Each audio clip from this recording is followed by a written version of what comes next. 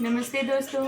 जब राम जी केवट से उस पार ले जाने के लिए कहते हैं तो केवट उनका पैर धोने के लिए उनको कैसे मनाता है, आइए इस गीत के माध्यम से आपको बताते हैं।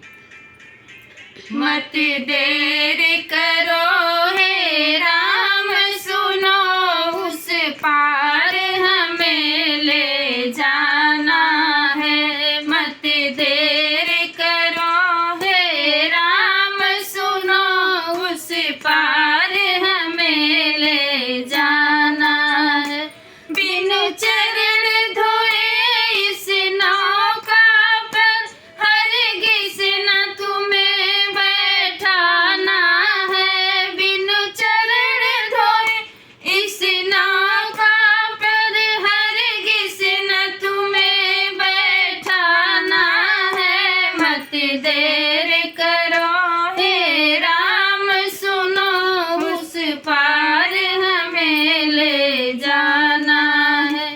जब पाँव के धूल लगे पत्थर बन जाते अहिल्या नारी है। जब पाँव के धूल लगे पत्थर बन जाते अहिल्या नारी है। हमको भी वही डर है भगवन, क्योंकि काट की नाव हमारी है। मत देर करो हे राम, सुनो उस पार हमें ले जाना है। तुम राम नहीं हो जादूगर, हम खूब तुम्हें पहचाना है। तुम राम नहीं हो जादूगर, हम खूब तुम्हें पहचाना